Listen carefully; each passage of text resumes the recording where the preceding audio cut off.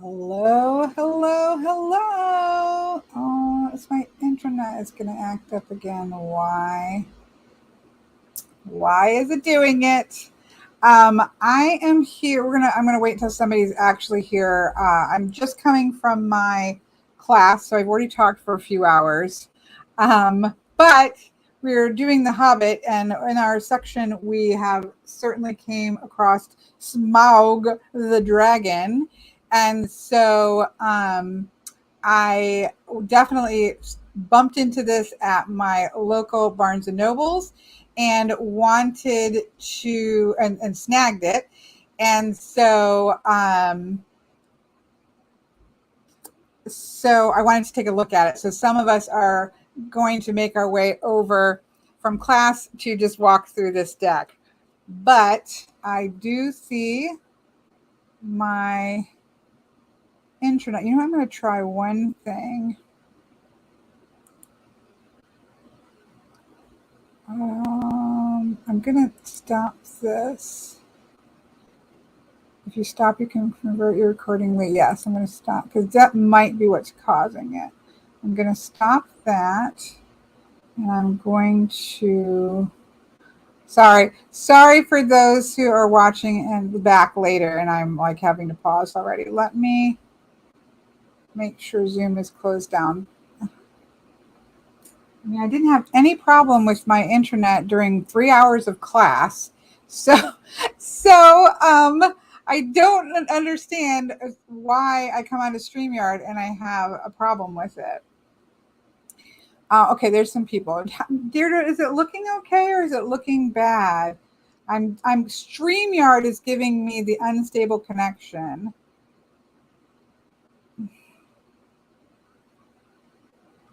Renee, you did order the Lord. It is a wonderful deck. Hi, Anne. Okay, looks fine. All right. If somebody just yells at me, if it ends up looking bad, I'm just going to ignore it for now. Okay, so if you watch my channel enough, you know that I love dragons. Again, go read Song in the Silence. It speaks to the longing of dragons and the meeting of dragons that just bestill my heart. Again, not I don't look at it as like the world's greatest ever book written, but it speaks to the longing of the desire for dragons, which in our Tolkien class, we have seen that he himself had that longing for dragons as well. But I will say that I don't have any, or haven't up until the last year, had any decks that I really felt like embodied dragons. Now, let me grab this real quick.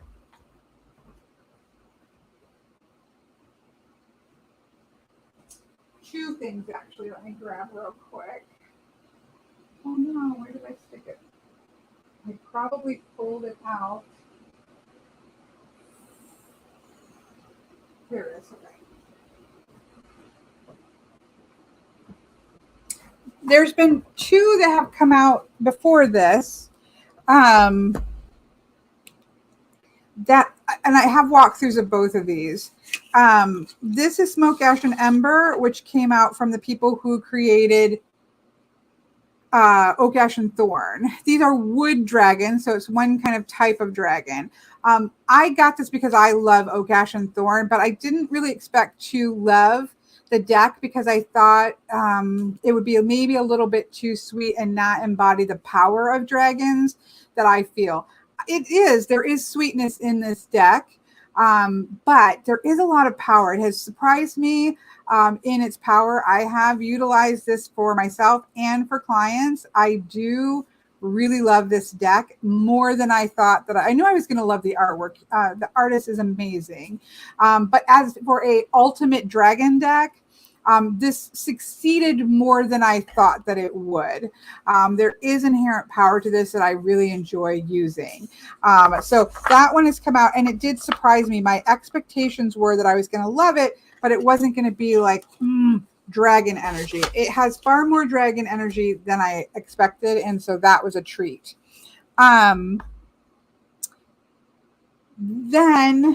this was a oracle that came out. I don't know when this came out, but I certainly probably got it maybe last year. It's called Star Dragons. Now, I do use this deck. And I just pulled out the little thingy. There you go. Again, this definitely has a powerful aspect of dragons in it, and definitely has that, kind of high fantasy art that you'd think of like on book covers. I love that picture there. You definitely have beautiful maidens in here, and well endowed strong warriors. But it is very powerful, and it's been the closest to me that really speaks to the fierceness and the power and the primal energy of dragons. I do think that this deck has that powerful primal energy of dragons within it, that I think works really beautifully, and I am actually really happy to have picked up this deck, even though again it pushes towards some of the tropes of the that we see in fantasy artwork. I find it to be really powerful and love this oracle deck. So that's came out. So we've had a couple things come out with dragons in them, but not a lot. Like you would think there'd be a lot more dragon, and there are other ones, but they just artistically don't embody dragons the way that I prefer them to be. That's personal preference, right? And so far, those two are the closest we've come. So I've been waiting for this one to come out. I have not looked at it. I have opened it, and I have no, I haven't. I haven't even taken the plastic off. Thought I took the plastic off. I meant to. I have not looked at this. I should saved this for us to look at together. I will tell you, and as I did with my other one, again, I love dragons. I believe in dragons, and I work with dragons, especially ancestrally in my worldview, right? So I adore dragons. So I have a high personal bar, and so again, if you don't like to have anything that's like, oh, I like this, but or that, this is not the walkthrough for you, because this is personal to me. And whether this deck works for me or not is just personal. It's nothing against the deck creator or that. I just have a very high dragon bar. So my issue, I feel, going into this, it's gonna, I know, be very brightly colored. It's a Llewellyn deck. They do kind of have a, you can tell a Llewellyn deck, just like you can tell a Los Scarabeo deck, right? This has a very, it's vibrant color-wise, but it does have a depth and a deepness of color and a bit of darkness to it that I think lends itself well to sort of feeling empowered versus sort of candy-coated color. So that is, so I'm a little concerned that this is going to be very primary colors. I'm also a little concerned because I'm not a primary Rider-Waite-Smith reader. Again, nothing wrong with it. This is about how for me, this is a deck walkthrough for myself, right? This is me because I'm excited about a tarot deck, so I'm not going to be as unbiased as I'm going to be in some things. I'm a little concerned that with it being Llewellyn, it's going to be very Rider-Waite-Smith to the degree in which dragons are doing human things, and that's not my favorite. Those are my concerns going in. I've tried not to really look at much of this. I've seen some of the art. Some of it's beautiful. I think that the majors are probably going to be gorgeous, and it's probably where we see maybe some issues will be in the minors. That's my expectations going in. Oh, Jonathan is in love with it. I'm glad to hear that. That's a good thing. Hello, everybody coming in.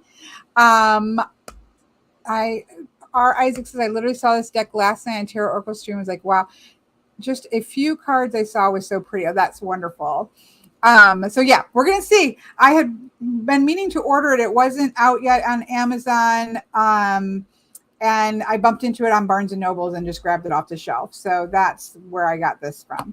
All right, I know I'm clicking the thing because I'm excited. Okay, so Tarot of the Dragons, Sean Mackenzie, illustrated by Farak Solahan, is how I would guess to pronounce that. I could be wrong, but that's what I have there. Again, it is Llewellyn. Normally $31.99. I always have a coupon or the membership. I don't know what this runs right now on Amazon, so I'm sure it's probably a little cheaper, but I don't know that. The back says, take a divine flight through tarot with dragons at your side. Dragons are legend incarnate. They are keepers of ancient lore and trusted guides to the mystical ways of the tarot. Now their boundless wisdom comes to you in this stunning Rider-Waite-Smith based deck. That's a concern. Again, no shade to Rider-Waite-Smith. It's just not my preference. Tarot of Dragons filters classic symbolism through a draconic lens, making your reading sizzle with new energy. Featuring Farhat Sohan's gorgeous illustrations and a full-color companion book by dragon expert Sean Mackenzie, this deck will ignite your passions, focus your heart and mind, and illuminate your path from chaos to enlightenment. So that's what we have there. Again, it's typical Llewellyn. It's got a magnetic box. I love the new Llewellyn boxes. It has a full color guidebook. Now, this is one of the treats of a Llewellyn deck, is that you get the cards like in all their glory. And so I will definitely be flipping through, because in some ways you can see the art even more in its glory in their guidebooks. Llewellyn does a gorgeous guidebook. I see some spreads in the back. We'll read an entry so you can see how it reads. But let's just see what we get in terms of spread. We have a triptych known in circles of the three fates, the sun, moon, and stars, of the threefold path. We have a Celtic Cross. Llewellyn's holding out on the Celtic Crosses. Again, I read nothing but the Celtic Cross for like 9.5 years. It's a powerful reading, but I think it's sometimes, can leave it alone. This is what I love to see in a thematic deck, right? This is a thematic deck. It's a deck that is about dragons, a theme of dragons, and I want to see spreads that embrace that theme. So I love to have a Dragon's Tail spread. What's this one?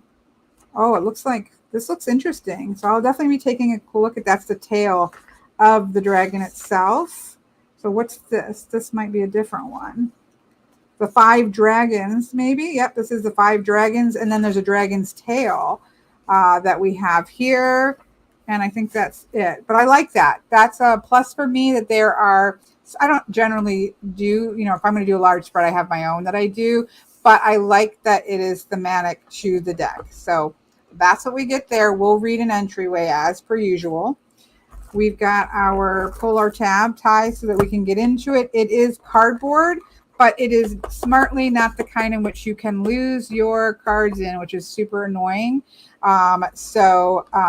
That way, when you put it back in, you don't have them sliding back there like we used to in the olden days of boxes. So that's that. Let's go ahead and stick that up here so people coming in know what we're doing. And let's take a look at I do like the backs. Okay, let's take the plastic off. So exciting. Fresh breaking of the seal of, maybe. It looks like it should be like old cigarette packs where you can get that little end. But can I ever find those? The answer is no. Hi, Ron. Glad you're doing it. Yes, I'm super excited too. Again, I've got my, my impression is that I'm going to enjoy it. I don't know that it's going to be like that one deck. Like I would personally like to see a tarot deck with this powerful, like look at that. But it might surprise me. I don't know if it's going to be the be all and end all of my tarot dragon hunt for a good dragon deck, but I think it's going to get closest that we've gotten. So I'll take that. I know. We cordially invite you to enjoy this walkthrough and know that I am really going to be picky because I love dragons. I cordially invite you to step away if this is annoying to you. Our class is now going to be using, I know, Jonathan, but I can never find them. There's always a little tab, but I can never find it. Okay, here's our backs. I think it's pretty. I like it. It's got a Celtically not worky triad, but it's 4 quadrotech. I don't know. I know that's my problem too, Dylan. But I'm holding out hope that we're getting closer and closer. I like the backs. I like the dark blue. I like, yeah, this one I would probably edge in a blue, which I don't have. Oh, you could do black. It fades from blue to black, so I could do straight black. I think a really dark blue might be pretty. I don't have one, so I'll have to go look and see if I can find a dark enough blue, but I might have to be satisfied with a black. We shall see. I have definitely bought a deck because I fell in love with the backs. Okay, so there's that. Fronts are going to be a little bit glossy. That's how, not a little bit. It's going to be glossy because that's Llewellyn, but that's okay. It is what it is. I don't mind Llewellyn cardstock. Again, I like the old stuff better. It wasn't as glossy, so this is not my favorite, but it does riffle shuffle well. So, you know what you're getting with a Llewellyn deck, so you can't really complain, right? There is our Fool. Let's go ahead and read the Fool entry just so that we can get an idea of what we're getting. There's a brief history on tarot. It looks pretty thorough, not just brief. The journey begins, energy flow, reversals are no, just your standard Llewellyn fare, right? Major arcana, and there we have our cards. So as you can see, right, you're getting a full page version of the card, obviously minus the title, but it's really beautiful to see it. And this makes it really great for, sitting in bed with your book, and being able to not have to keep your deck in order, and you can go read it. You can see everything really close of what you have here, right? And so that I love that about these kind of full color pages here like this. That is really powerful looking. Okay, we're trying not to skip ahead here. Let's just stick it here. We've got the full image here.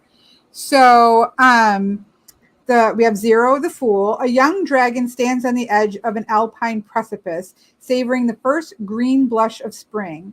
It is an invitation no dragon can refuse. Her mottled gold and orange wings unfurl in the sun. A sweet, warm updraft beckons. All is in readiness for her first flight into the unknown. She is brilliant and curious, a dreamer eager to begin her draconic journey. The white rose in her teeth holds her innocence, grace, and promise, and the white tiger cub her youthful courage, vision, and willful spirit. The tiger prances playfully by her heels as if to say, "Go on, be bold, test the air." A leap and a flap are all it takes to join the distant brace of dragons, winging over mountains, down valley, and across the untamed sky. There comes a need in every young dragon's life when the impulse, the need to plunge into the unknown, rolls like a clarion call song through her soul. The nest has grown small, and the world is so inviting. It is time for change, for innocence to meet experience. Still, standing there on the ledge is not without its share of dread, even for the most recklessly adventurous among us. But there can be no journey without spreading your wings to catch the wind and lift you on your way, without heeding the call to explore the nascent hero within. Attend the tiger's frisky urging, trust your passions, your dreams, and don't look down. That first step is a leap of faith. Take it. Okay, I like her writing style, or is it a her? I don't know. That Sean could be either one. I like their writing style. I think that what I like about this is that they are directly referencing the image, which is something that I appreciate in guidebooks, right? If it feels like the writer of the guidebook hasn't even looked at the artwork of the deck, it's not my favorite, right? So I like that they're referencing the color of the dragon. I like that they're referencing, again, the Rider-Waite Smith nods to the white rose and to the not normally a white lion's cub, but they're referencing the companion that's here. They are leaning more towards the light side, not so much the shadow side of the Fool energy, but it does indicate that it's scary. That first step off is going to be something that is scary. So I think this works really well. All dragons look powerful, but that doesn't mean that there isn't playfulness in dragons. dragons. And it doesn't mean that there aren't youthful dragons who are just learning to trust. It's one thing to fly around your nest, and it's another thing to dive off of a cliff, right? So I think it works. Again, definitely can see that they're going to nod to the Rider-Waite-Smith, which is very helpful, right, to people who read Rider-Waite-Smith. For me personally, right, when I'm looking at these for my own personal preference, don't get mad at me, is I'm looking to see that hopefully some of the ways in which I don't read Rider-Waite-Smith aren't hampered by the image, right? So it's not that I think that people shouldn't read Rider-Waite-Smith. It's that that's not my primary landing space. And so as a deck that I'm interested in, is it going to get out of the way enough so that somebody who doesn't read that way can still utilize it, right? So that's what I'm looking for. But I like the style of the writing. I like that it's referencing the card image that we're seeing, so we know what we can look at for points to do with that. So, we'll look at some more of these as we go along. I mean, look at that. Okay. Part of me says, should we just use the book so that we can see it larger? I don't know. What do you guys think? Well, we probably shouldn't, because some of these do cut off and it's extending. So we want to see what we actually have in the card. So I'm not going to do that, but I'll probably show it to you now and again to show you in close up, because you know how I like to zoom in and that makes it easier. So let's zoom down so we can see the cards. Can we get a little closer? Although I want to leave room so that if I do want to do this, okay, yeah, let's leave it that close. I know it's a little bit further out, but that way we can, nope, that's going to interfere. So let's just take that out of there for now.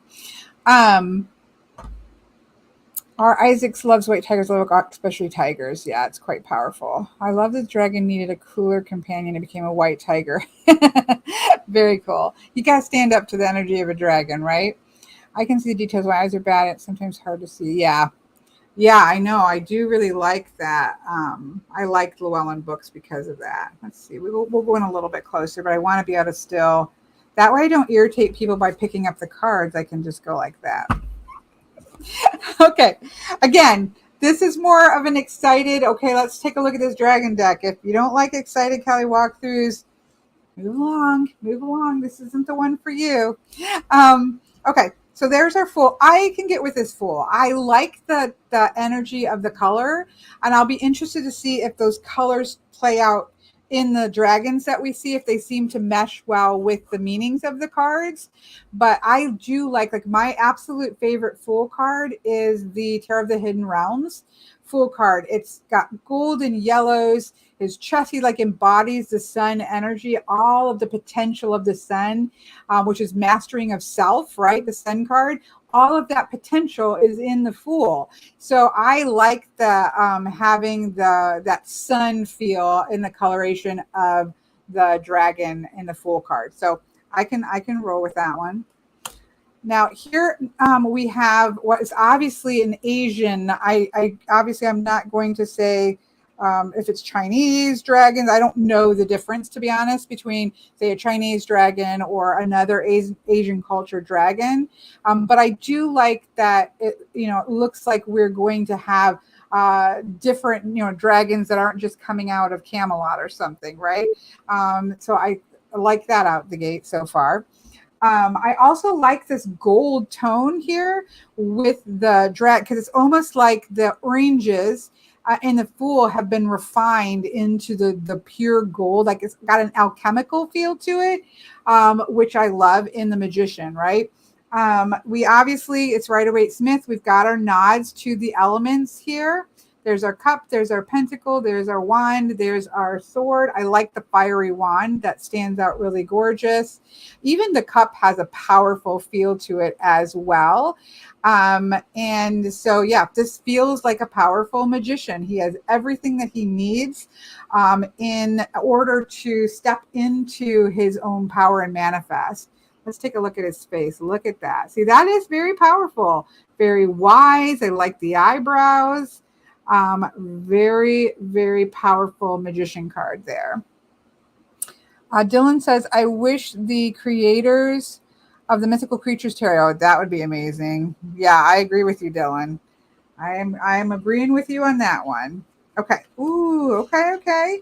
Again, definitely Rider-Waite-Smith. Love the horns. Love the very serpent feel, right, of this one. It's not the kind of full, kind of solid body dragons that we have here, but it's got that snake serpent. I would look at that as more of an Asian style of a dragon. And that's quite beautiful, and I think works wonderfully for the high priestess. Again, I love the echoing of the horns in the tree branches behind. So you do have a foresty liminal space, but also a very watery tone to the blue. Again, you've got the nods to the black and white pillars. You've got the crescent. You've got the scroll. So if you read Rider-Waite-Smith, oh, thank you, Jonathan. Jonathan says, oh, thank you. I see. I'm so excited. I'm missing. Okay. Pause. I'm so sorry. The shaman I love. Okay, yes. Name change. I'm a kind of a sucker for both. I am a sucker for traditional name change, or traditional name. Sorry, I had I had an aura migraine, and I generally get them a couple days in a row, and I definitely have some twinges coming. But I really wanted to get through this because I know if it hits, it will probably hit this evening. So please excuse my brain. It's a little bit on migraine brain. I'm a sucker for traditional names. Like, leave it alone. It works. We can read around it. But I do like a good name change too. So I'm caught between both worlds. I love the shaman, and it's a powerful shaman. So no, I don't mind that at all. Thank you for pointing that out, HP9. Jonathan says the difference between Asian dragons is the number of toes. 5 toes Chinese, 3 Japanese, 4 Korean, if they're correct. Let me see. Can we see? Well, this isn't to me an Asian style dragon. This one looks to be 3. So possibly Japanese, but don't quote me on it. Don't quote me on it. I think about Asian dragons as being much more serpent-like. Again, this is just my perception. So please, if you have more to share on that. Yes, thankfully it doesn't say Sham. I agree. I agree. I think of Asian style dragons of being much more serpent in nature, because you think about those parades with the moving dragons going through, and they feel much more like that, which is what's so beautiful about them, versus, say, the very solid dragon feel of this very mountainous dragons that I think see more in European dragons. But please don't take that as being truth. This is beautiful. I think it's gorgeous. I could have done, like, I think she would have been even cooler without the pillars there. But I like it. I like that she's got the paw there. Let's just peek again. Ethereal blue dragon emerges through a leafy woodland vale. Her coils and whiskers stream around her like falling water. Her amber eyes flash enigmatically. Stone stele. I don't know what that word is. Does anybody know what that means? I like a word. I don't know what it means. Stone stele bracelets, or stele bracket. Oh, these must be the pillars. Bracket her regal form, white with a J for Jockin, positive life force. White on her left with J for Jockin for positive life force, black on her right engraved with B for Boaz, and negative life force. So again, I really like how I wonder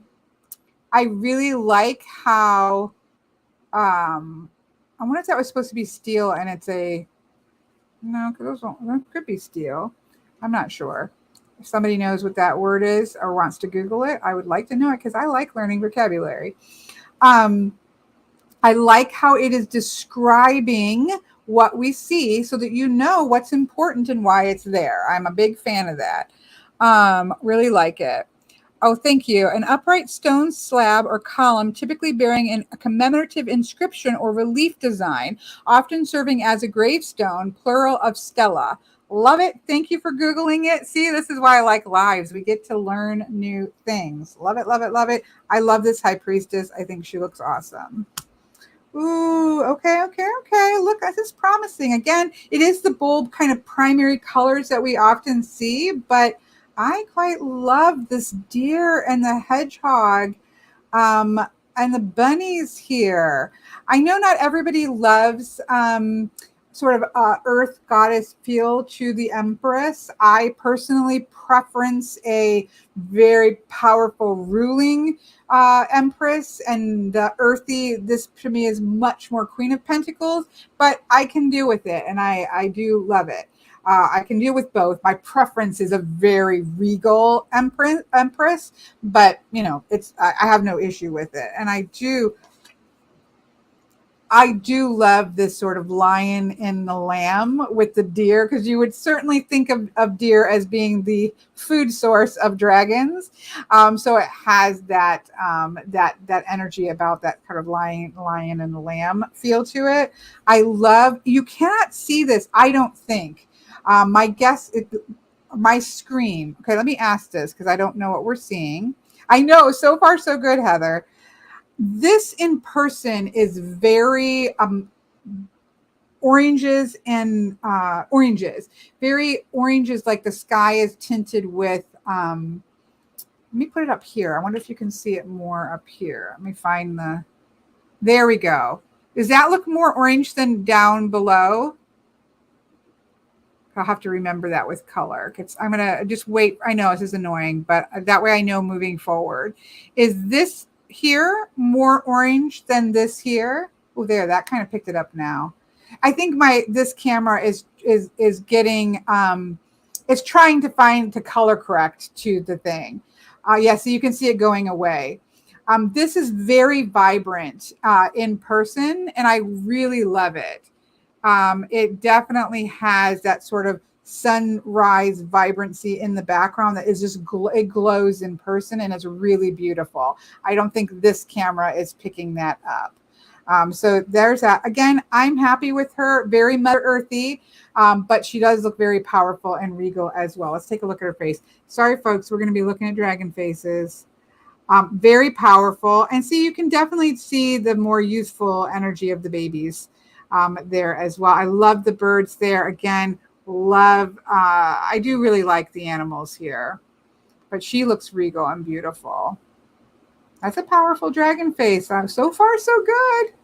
Yeah, it drops because it's trying to adjust. See how it comes back, but then it starts to fade. So I would take all of these as being much more vibrant than they might appear. See, it starts out really vibrant, and then I think it's trying to adjust, and I'm not going to pause to do it. Look at the Emperor. I'm loving this Emperor. This is the thing. I expected to love the major arcana. I think where it will drop is in the minors. Let me put this up there. See that bold blue? Really gorgeous. Look at him embodying that protective, powerful, structured energy. What are we seeing down here? The reflection in the lake. I don't think this is smog coming to burn the men of Dale, but you certainly get a little bit of, that water connection there, which is quite interesting. Tucked in the lee of a windswept peaks, a small town nestles on the shore of a lake, still and clear as liquid glass. With eyes ablaze and canopied wings vast enough to shelter a dozen hamlets, a mountainous dragon looms over cottage, kirk, and keep. I do like her writing style there. I'm sorry. I do like their writing style. I don't know that doesn't matter. So I got to train myself to there. His great size dwarfs the village. His reflection dances on the waters below. This is his land. These are his people. He is the emperor, the steely-scaled authority and dispenser of justice. He stands against foes, foreign and domestic, two-legged and four, with fire, fang, and cutting word. He will even go to war if he must. That is his duty and imperial honor as leader in the material world. But there is a paternal side to him too, softer around the edges, more caring than martial.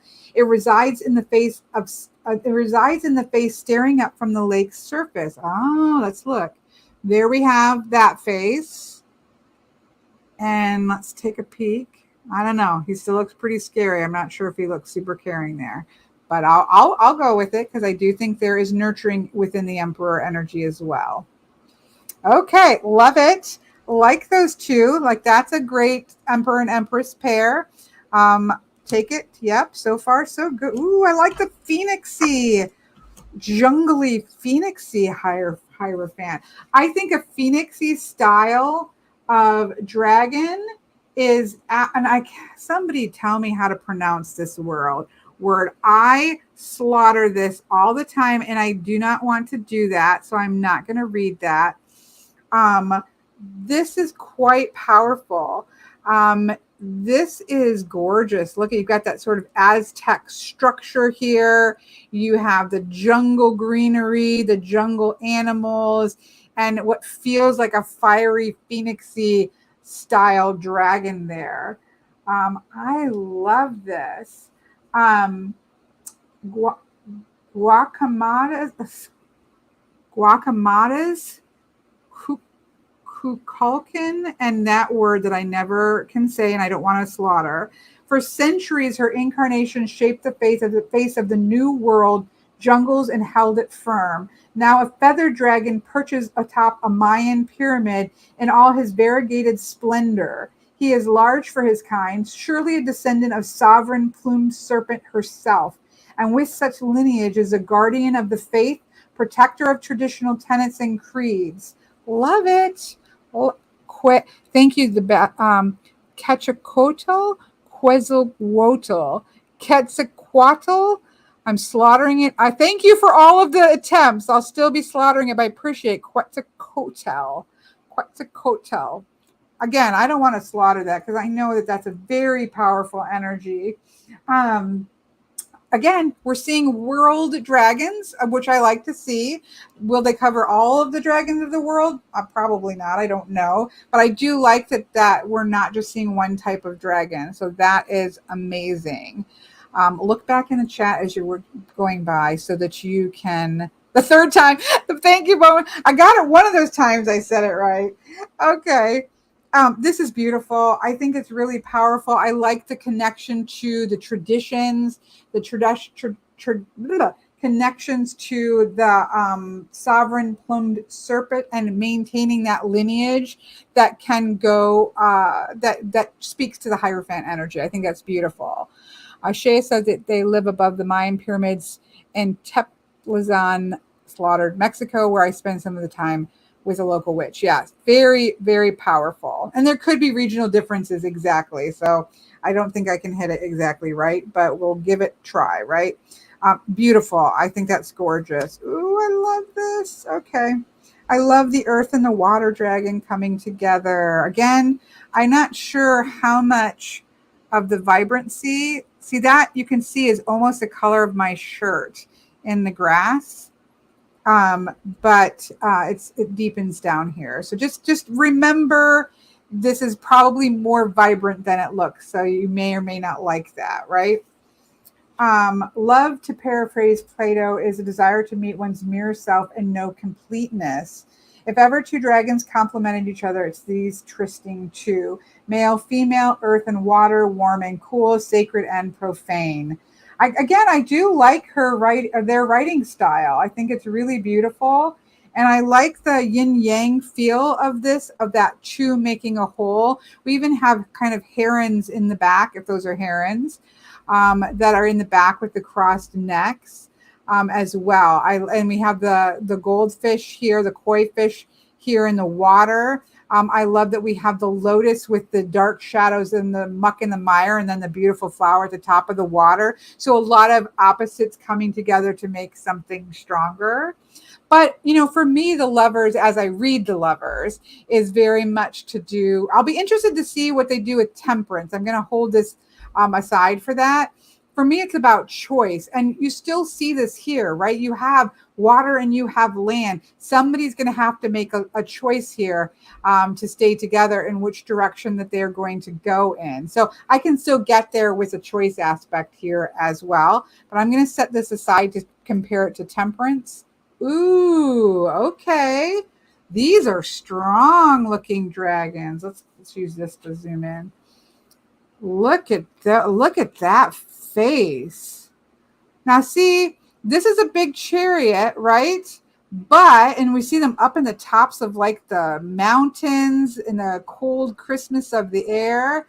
But those are very powerful.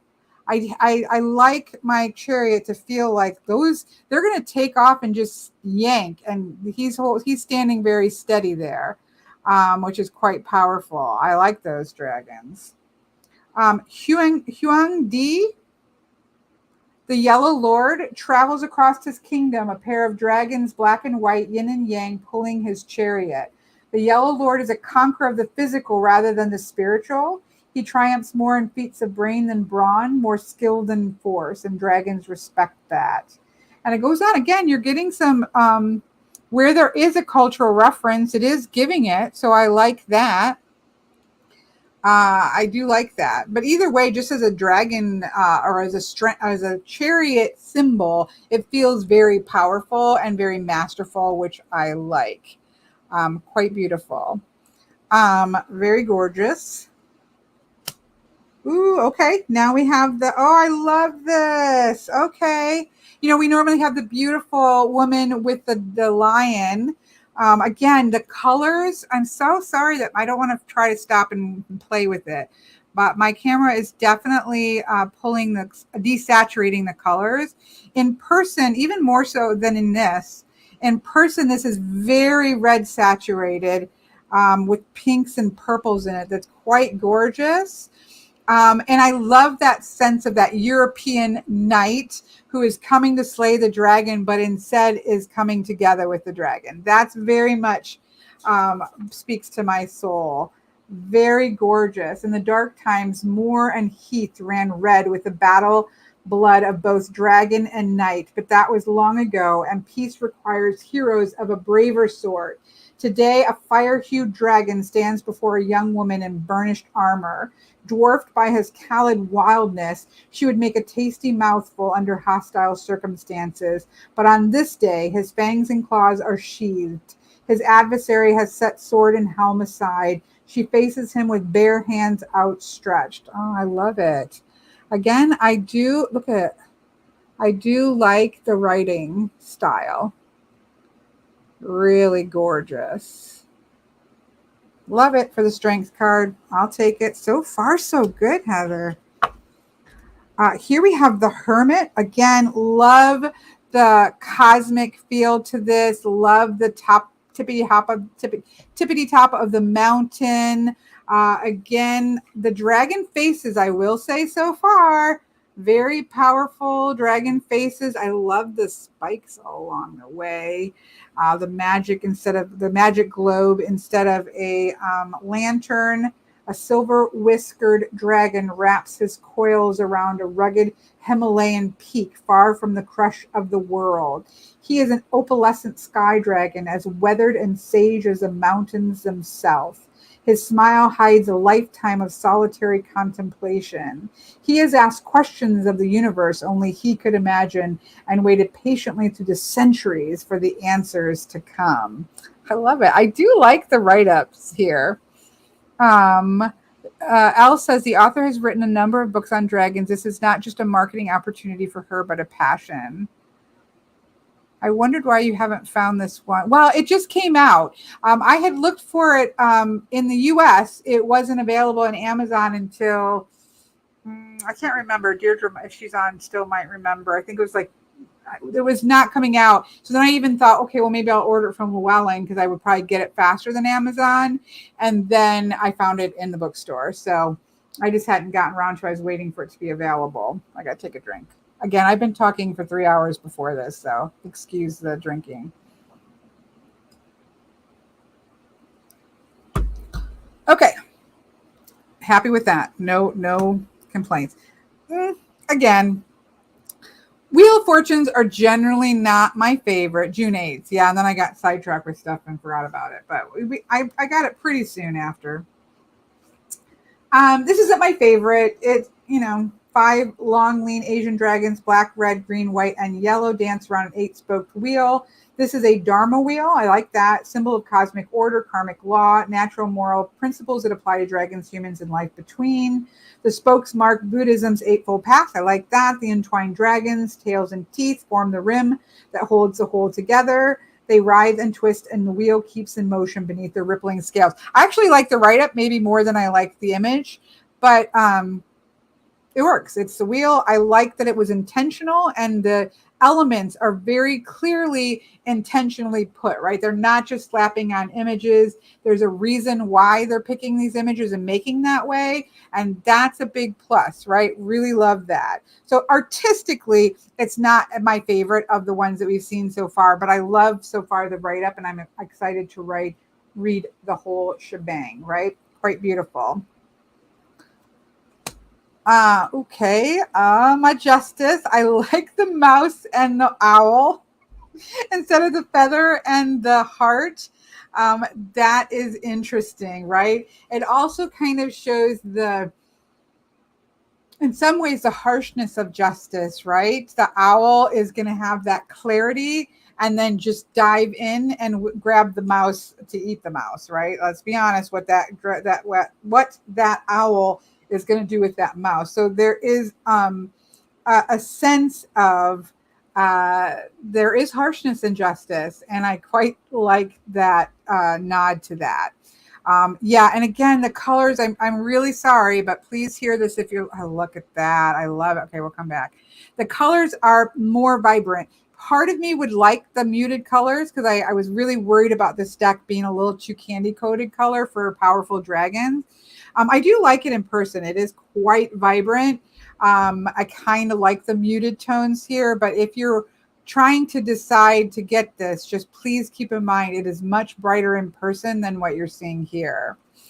I like this. I like the owl and the mouse put in there. Really, really like that. Calm, centered, and righteous, she is justice incarnate, both divine and mundane. From her winged talons dangle balanced pans. One holds an owl, the other a mouse. Large and small, predator and prey, and the eyes of justice, all are equal. Balance cuts through the tarot like Loch Ness through the Gaelic Highlands. Here we go. Okay, so something else I want to note. In the Lovers, it is passionate. In the Pause of Justice, it is more literal. See, I love that, and I happen to have this one out. Again, I like guidebooks that are tying the cards together. So they're weaving a strand of balance through the Lover's card. I lost it. Where is that? In the Lovers, it is passionate and balanced. In the Pause of Justice, it's more literal, and some might say essential. So again, love guidebooks that are drawing those correlations between the cards. Bam, that's a plus for me. This is cool looking. Again, I think we've got another jungle dragon here that's much more feathery, which must be more of a Mayan, Aztec, jungle, South American style of a dragon is my guess. Again, don't quote me on it. Like a plumed flying fox, all healing gold and innocent white. The hanged dragon is suspended from a rainforest bough, his feet bound vast by verdant vines. Can he break free? Of course, he is a dragon, but he does not want to. Despite his aspect of suffering and helplessness, he is calm and serene. I do quite like that bringing in of healing energy to the to the rainforest with the hanged man. That's quite an interesting bring in that you don't always see. That's pretty cool. And again, look how serene the face is. Really beautiful. I'm happy with the majors. Again, I'm kind of tongue-in-cheek how it's going to go when we get to the minors, but so far I'm really happy with the majors. Ooh, that's pretty cool. That's pretty cool, and that's pretty cool. Here we have death, right? Death comes to us all, and if you get in the path of a dragon, it could come and burnt just to bones. A lowering Sumerian dragon, more shadow than substance, stands atop. Very dramatic guidebook, isn't it? I'm loving it. A lowering Sumerian dragon, more shadow than substance, stands atop a barren hill. Violent November skies. Remember, this is muting it. Violent November skies.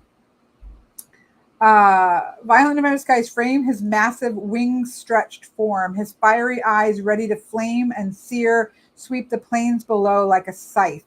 He is the dragon of death, mortality in scales, high and low, young and old, animal, human, even dragon. None are immune to his gaze, and his realm is littered with their bones. Some are fearful and pleading, some welcome him with like an old friend. It matters little to him. He is a transformative force of nature, and with neither animus nor favor, treats everyone the same. The equalizer of death. Love it. Love it. Love it. Love it. That's a powerful death card. Let's be honest. I quite love it. Yep. The opposite of Lucifer Morningstar, the dark side. I think it's great. Bye, Heather. Oh no, Deirdre, you're on task. Oh, what does it say? Sorry, somebody asked a question and I just ran right past it. What does it say about the Jaguar in here? Let me see. As for the Jaguar, like all cats, she is a reminder that no matter the sacrifice or how upside down the world may be, we are all, even dragons, nature's playthings. Oh, that's tongue-in-cheek. That's tongue-in-cheek. In the end, we're all nature's playthings. Love that. See, there's some sass to this deck. And again, it's telling you, it's touching on all the things that we see. So that's a good guidebook. Sorry about that. Whoever I missed that for. Yes, I do too, Justin. I like that we have world. And this, I don't know. Again, somebody may know better, but I'm assuming that South American dragons are more feathery. I don't know if that is an artistic license or if that is an accurate depiction. But really pretty. Oh, here's Sandra. Thank you. Some of the most dangerous poisonous animals are beautiful, bright colors. Very true. Good point there. Blue-ringed octopus is one of the most dangerous animals. Think about spiders too that are very bright, or even some snakes. Okay. I'm liking this. I'm impressed. So far, so good. Restraint, moderation, forbearance. These are not words easily associated with dragons. I don't agree with that, but okay. And the dragon of temperance is the exception that proves the rule. Secreted deep in the lush wilds of the New World. I'm not sure what that is. Oops. A cenote. I don't know if that is a type of something. If maybe somebody can Google it for us. A cenote shimmers in the morning sun. A feathered dragon, all air and kaleidoscope hued, hovers above the sacred pool, clutching a golden goblet, dripping with agua de la vida, the waters of life.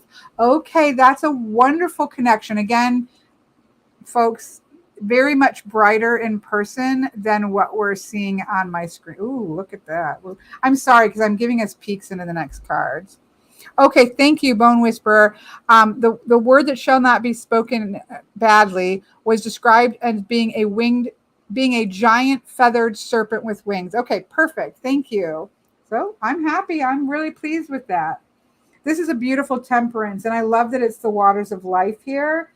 And it makes sense in the, I don't know that it needed to be called the New World, because I do feel like it was a world before it was the New World. So, okay, we'll set that aside, right, as just being that particular world, but quite beautiful. And actually described having rainbow colored feathers. Thank you so much.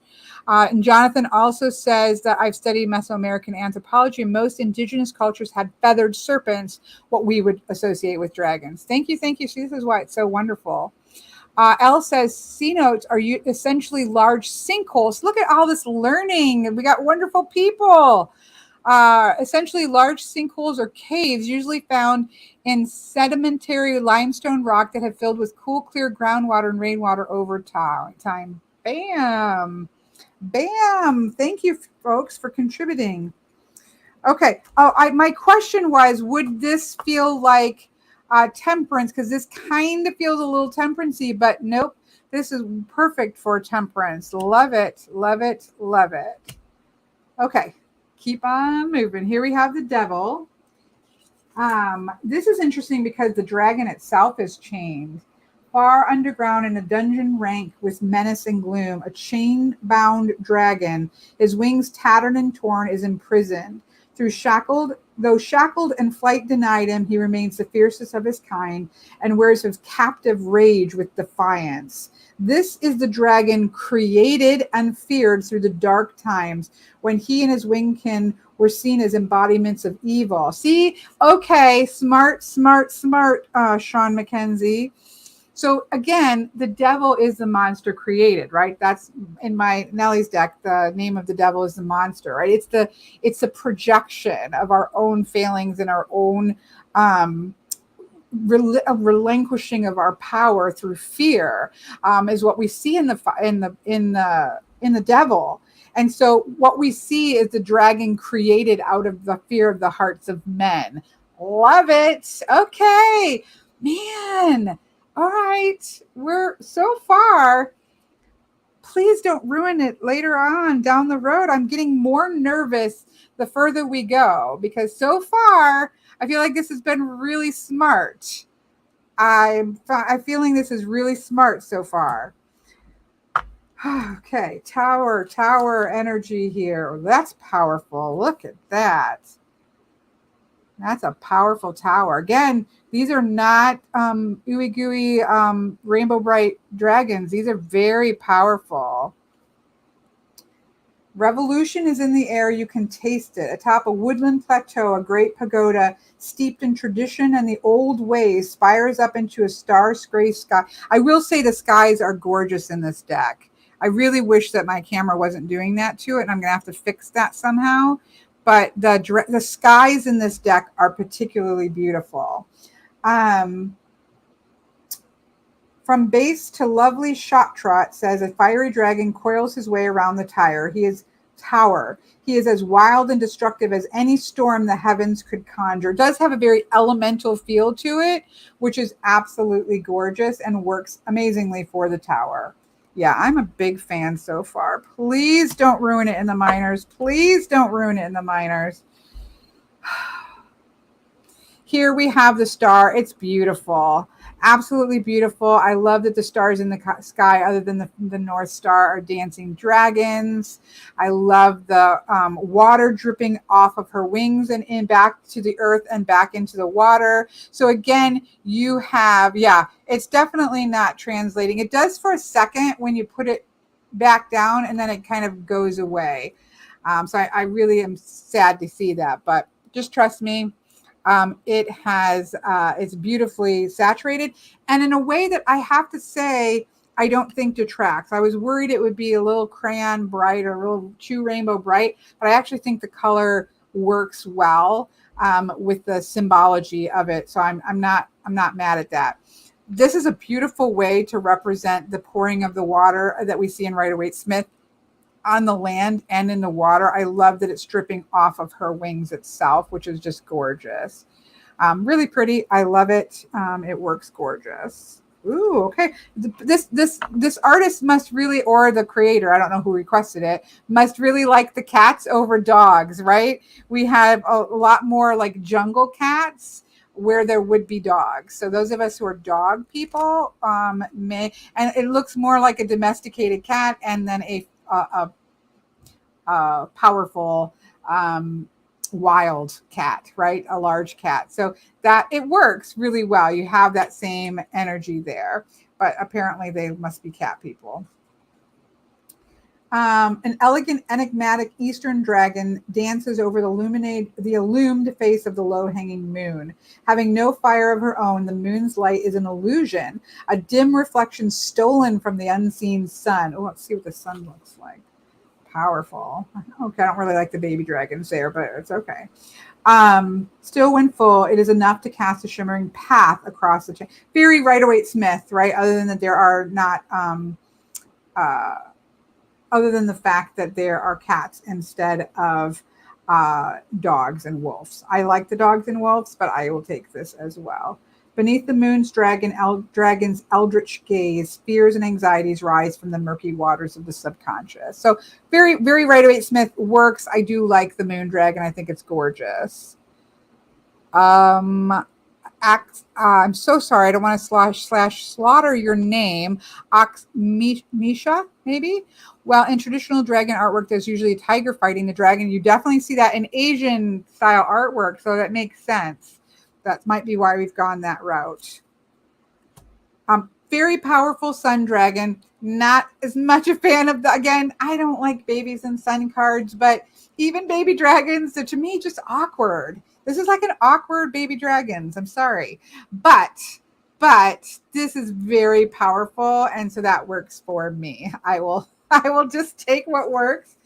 You know me, I'm not a fan of Rider-Waite-Smith. And again, it's not Waite's fault that we saw this in other older decks as well. Just not a fan. I like power in my sun. It's about mastery of the self. And we really see that here. We almost see that transformation into full empowerment. So I can get on board with that. These kind of, it's something about proportions in babies and sons. They're always a little bit awkward. And these kind of slightly are proportionally awkward to me. But it could just be my bias against this card. I will say that the sun, the light in this card really almost shines out of the card. This is really very glowing yellow, and it's quite beautiful. Ooh, okay, that's okay. I wondered how they'd approach judgment. I'm like, please let there not be an angel. Please let there not be a dragon angel. The spectral visage of the noble silver dragon hovers above the ruins of an ancient abbey. A being of terrible beauty, his eyes burn beneath majestic brows and feathered wings frame his august head. He is the messenger of the great dragon, the scaled arbiter of judgment. I can't help but read this in a very dramatic voice. I don't know if you've noticed, but she writes dramatically. Sorry, they write dramatically. I don't know the gender. He is the messenger of the great dragon, the scaled arbiter of judgment and the resurrection and renewal to follow. He looks down upon a worn and broken courtyard in which a family of dragons, large and small, claw their way up through fractured flagstones. The dark times are over. Their exile is past. The silver dragon has called them back to the world. Love it. Again, I'm loving the dragon faces. Not all the baby ones, but I'm loving the adult dragon faces. Actually, I like this baby dragon. Very, very cool. I'll take it. I'll take it. Okay, that's cool. Okay, again, let's just try to get some of the color saturation. The color saturation in this, especially in the eye, is just gorgeous. That is what I keep seeing things today that look like because I get oral lately in the last year. Did I have my first one post-COVID? No, I don't think so. I think I had one before. This right here is exactly what my aura migraines look like right here, but it's this way in my eye. And it kind of pulses in prismatics all around it. That's what that looks like. Okay. Anyways, this is gorgeous. I love that it's a dragon eye. I love that it is like the universe in the eye of the dragon. I think it's gorgeous. I wouldn't change anything. The unblinking eye of the great dragon captures and enthralls. It is wise and wild, finite yet vast enough to hold the entire universe. Galaxy upon galaxy, this is the elemental expanse from which all comes and to which all return. As Dave Bowman said in 2001: A Space Odyssey, my God, it's full of stars. I love it. I love her. I love them. And dragons at their most Taoist core have always known that from the smallest mouse to the most majestic dragon, we are all star stuff shaped from a cosmic dream. That is the universe, sacred and perfect. To change it is to ruin it. To hold it is to feel it slip like sand through your paws, so don't even try. The way of the universe is complete, though never ending. I really like her. I'm not always a huge fan of descriptions of the universe cards, but I really like her write-up of the universe here. Absolutely gorgeous. All right. Okay. Good start with the ace here. Okay. I'm impressed. How about you guys? Let me put this so I don't lose my place. I am impressed with the majors. There is none of them that I don't like. I'm happy with all of them. This is my least favorite, but I like the write-up. I love the owl and the mouse. I love all of these. Oh my goodness. Please don't let us down in the minors. I'm really happy with those majors. How are people who have just seen this? Are you feeling it at this point? If you're dragon people, if you're not dragon people, look, I understand it's not for everybody, but if you're dragon people, what are you thinking? I don't know. There's part of me that says I like the white and the white because of how stark this is. I might not edge this so far. Yeah, I agree. She's good at very dramatic. It works for dragons. Okay. Come on now, minor arcana. Do it for us. Do it for us. I'm going to keep the aces out. Let's put those up here. I'm going to keep the aces out so we can see them together. Powerful ace.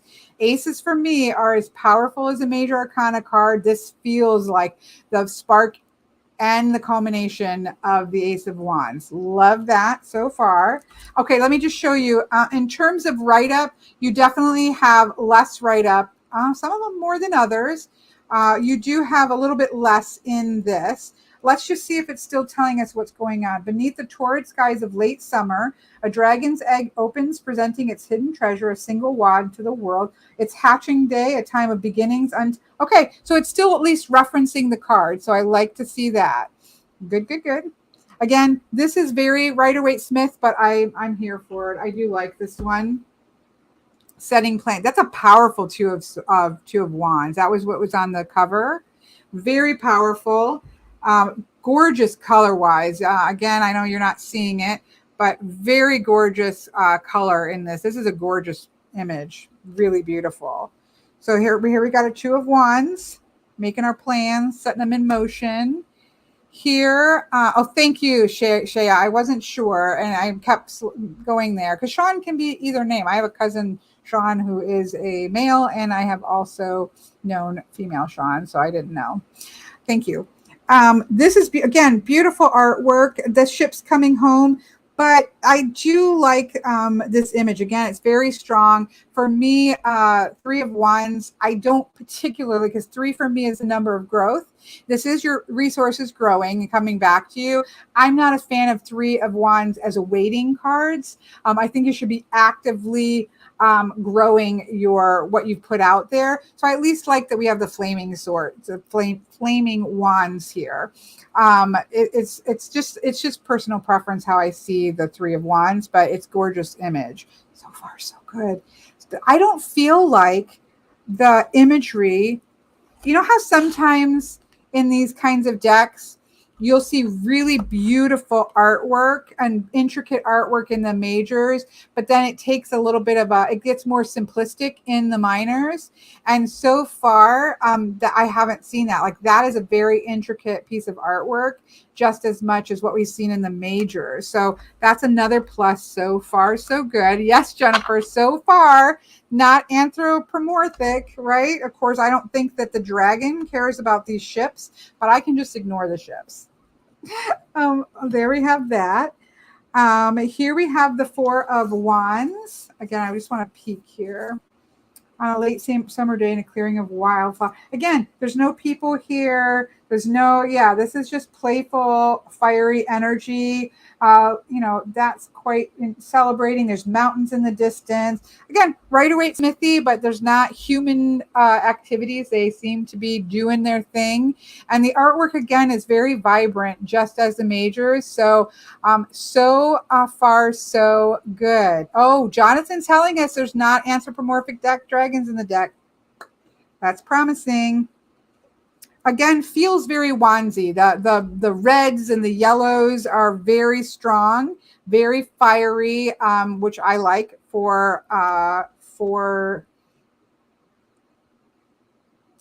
dragons. Sorry, I've been talking a long time and I've had a migraine. My brain is shutting down. But I like that this is much more playful. Let's take a break. Just kind of stably enjoy the transformative energy. And this feels much more competitive. They do feel like they're like in a nesting area or something like that. I don't feel like they're embattled, as we often see the five of just much more competitive, but it feels more competitive than actual battle. So I like it. It's very powerful. That's a powerful five of wands. I'll take it. Ooh, oh no, what do we got? Do we have our first human casualty? Here we have the Six of Wands saying, no, thou shalt not pass. I love that he's just grabbed him like he's just going to toss him out of his realm. Look at that. That six coming in. Ave que vicit draconis, they roar in route welcome. Hail the victorious dragon. Okay, this is definitely not leaning to the human side. I love it. You silly, silly knights that are always coming up and messing with us. Love it. Love it. There is not even a sense of struggle. It's just like, look, we're over it. Let's just flick you back into your little human realm. It's kind of ridiculous that you keep on trying this, right? I love it. Okay. Humor. Love it. Love it. Oh, look at that. Okay. Okay. I am super excited. I'm sorry, guys. I know there are people who love these types of walkthroughs and there are people that hate these types of walkthroughs, but this is important, folks. This is dragons. Here be dragons. Standing ground, no. Standing against the stupid, again, humans coming forward, willing to fight, right? She will protect where and the kin. Never assault a dragon mother defending her own. Just don't assault dragons. People, they're probably your ancestor. They're just going to be like, oh, what are you doing? Like, just don't. You aren't going. It's like we say, like, don't, on the roads, don't mess with semis. Like, a car is not going to win against a semi. A human is not going to win an encounter with a dragon. So just don't. Love it. Love it. Love it. Again, very vibrant fire cards. Ooh, yes. Okay, folks. I need a drink. My head is really starting to hurt, but we are going to power through because I'm excited. Okay, Rider-Waite-Smith. Not a fan of like whizzing wands. 8 is a number of mastery and focused energy for me. So I love, like Oak, Ash, and Thorn, I love 8 of wands that have that coalescing of power. That is my favorite 8 of wands, is when it does that. Again, people who read Rider-Waite-Smith can still use this, but for me, this is much more embodied. It's my absolutely favorite form of the 8 of wands. And that is what we get here. It's a coalescing of power and just ready to just shoot out and master that. Love it, and love it. No complaints from this peanut gallery. Ooh, look at that 9. Let's look at that face. Jonathan, you were right. So far, so good. Of course, you know that my heart is beating over the swords because that's my suit. But we'll just take it. Look at that. Look at that face. I'm sorry. The one thing I will say is this 9 of wands has none of that tired scaredness, which is fine for me because 9s are dynamic energy for me. 9 is energy that is bouncing off the wall. And if you think you're going to come at this and win because I've taken many a wave, not going to happen. Not going to happen. And this dragon says not going to happen. A full empowerment of the energy of the 9s here. Absolutely powerful. Look at that face. Nope. Not having it. Love it. Oh no. Okay, please. Okay. I thought his wings were bound. I was about to panic. Look at that. Again, power incarnate. Okay, I'm so excited. I'm sorry. Look. Bound. Not bound. He's holding those chains. Not broken, not beaten, moving forward. Absolutely powerful. Look at the raging fire of that. This is fantastic. Hello. I don't want to slaughter your name if it's Jonatus or if that's an H sound. If you want to tell me how to say it, I'll try to remember. But it is. I will say it is definitely Rider-Waite-Smith, but it's tweaked towards the numbers a little bit, and it's tweaked towards the power, which it should be with dragons. Oh, look at that. Look at that conflagration of fire there, as the nines should be. Okay. I'm happy so far. So good. I'm keeping the aces out. Okay. Here's our little page. Again, the babies aren't my favorite. They look a little head heavy, but truthfully, that could be the case of what a baby dragon would look like, right? Got to grow into your head, just like some babies got to grow into their ears and stuff. I love, what do we got going on here? Oh, it's a little salamander. Okay, love it, love it. Love the lighting of the flame there. Loving it. Is it somebody's birthday? Whose birthday? It's my birthday, 67. Happy birthday to you.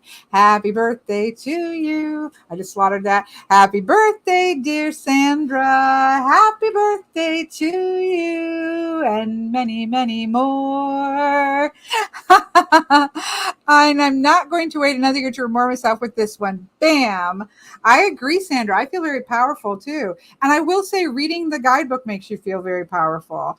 I love the salamander. It's a curious young dragon, barely 2 years old, and big as a grizzly, stands on a sun-baked mountain flat. With eyes full of wonder, she is inspiration personified.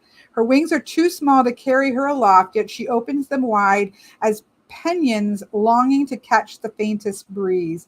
Round her wrist wraps a fire salamander, symbol of promise, change, and enlightenment. Three pyramidal, I don't think that's said correctly, mountains accent the distant horizon, reminders of the rarefied realms of consciousness of which even young dragons dream. Again, love how they're telling us what we're seeing in the card. Love it, love it, love it. I am so, okay, we are getting through one suit with fire, right? It works. Look at that knight. I love that we don't got a human riding this dragon. That would have really pissed me off. I'm not going to lie. If a dragon deck had had a human riding it, it would have not made me happy, unless it was looked like it was through the graces of the dragon, right? Absolutely gorgeous. Look at her. Oh, she is. I wish you could see the colors more. I'm so sorry, but look at the colors here. Look at them. Look at them. All righty. Look at her face. That is, oops, sorry, folks. Look at her face. Shea, look at her face. Look at his face. These are not young looking like some kings and queens are. Like these are, look at the salamanders all over on his chest. Look at her and her egg. Look at the panther. Again, nod to Rider-Waite-Smith, but boy, that's a strong regal couple. Very fierce, Deirdre. I am super stoked. Okay, what's next? Look at the baby looking up at him, learning. Okay, cups are next. I do like the way they're doing these. It's got almost iconic, like an icon is what I mean. It's got kind of a iconic look to the heads that make them stand out. I really like how they're doing the aces there. I think they'll stand out in a reading. Okay, there's our Two of Cups. Absolutely beautiful. Love water dragons. I know some people didn't like the like webbed feeding in the smoke, ash, and ember. I actually really liked them, and I would have almost liked to have seen more like dragons in the water here. We'll see what we get as we go, but you know, just a Two of Cups. It works. It's beautiful. Ooh, that's really beautiful. Again, I'd almost like to see like water dragons. That's my, and again, it's beautiful. Look at the little otters. It's beautiful, And it works. And so there's no complaint from this peanut gallery, but I would have liked to seen them in the water as actual sea serpents. That is that would be my only complaint. Is there any sea serpents? I don't think so. So I would have liked to have seen sea serpents. Maybe they don't qualify sea serpents as dragons, but I kind of do. But it's gorgeous. I like the movement energy here, which is, yes, yeah, the Asian water dragons would be gorgeous as well, like we saw even with the high priestess. That would have been beautiful in here. Again, it's doable. I'm not. This is nitpicking, but I would have liked to have seen water dragons. Here we have the again. Rider-Waite-Smith, but I will say I don't think I'm gonna get caught up. I'm getting out of whack. Again, I don't get the sense of boredom here. Comfortable, stable emotions. I don't like boredom in the Rider-Waite-Smith, so I like, again, relaxed, comfortable in their emotions, stable in their emotions, stable in their inner world. But I don't get that sense of boredom there. So that works for me as a person who's using the deck. Oh, this is sad, right? Beneath the sky, less blue than clouded gray, a dragon looks down on ancient waters, carving their way through a landscape as barren as her soul. With head bowed and wings hanging indifferently against her back, loss weighs heavy on her shoulders. I mean, it's definitely, again, Rider-Waite-Smith. You can feel the loss. You can feel that the landscape that probably was once rich is no longer rich, which is quite beautiful. I like that she's almost mourning the land, right? Versus anything in particular. I think that's quite powerful. It's really gorgeous. Here we have the Six of Cups, that sense of nostalgia, the way things were. Northern dragons have long memories. Perhaps it is the cold or the snow. No one knows. In an alpine landscape of glacial peaks and conifers stands an ice castle. 5 cups overflowing with tundra flowers, symbols of hope, joy, and promise, are lined up along the battlements. The 6th cup stands between 2 young dragons, a steaming offer of warmth in intemperate climates. Watching them from a distant mountaintop, a prodigious dragon, silver with age, smiles. The little one reminds her of her youth and sweet memories, right? It's that reminder that the world is full of wonder and potential. Very beautiful. I don't think the dragons are going to be bringing the cups everywhere they go. Yeah, no, there's definitely the cups showing. Well, we had that with the wands too, right? They're probably not going to be bringing wands either. It's not enough where it's bothersome so far. So far, I haven't seen enough of the human element to be problematic. You could have just had fire coming out of their mouths instead of the wands being there, but I didn't think they got in the way. So I think I can live with it. I can live with it. I like the animals in here. Look at the phoenix and the stag and the tiger. And there we do have the human pot of gold and gems and fish and dragon eggs. I like the difference there. The most practical dragon can indulge in whimsy and wander among visions of what might be. Tail and toes dangling in the waters of her unconscious mind. A woodland blue drifts off into a realm where fancies take flight. 7 cups rest on pillows of somnolent dragon smoke. Each cup holds a draconic dream. A phoenix for long life. A koi for luck. I think how she's telling what they stand for. A koi for luck, a white tiger for fun, a stag for bounty, an emerald and a pot of gold, emblems of dragon hoarding. Her greatest treasure is an egg, symbol of dragon generations to come.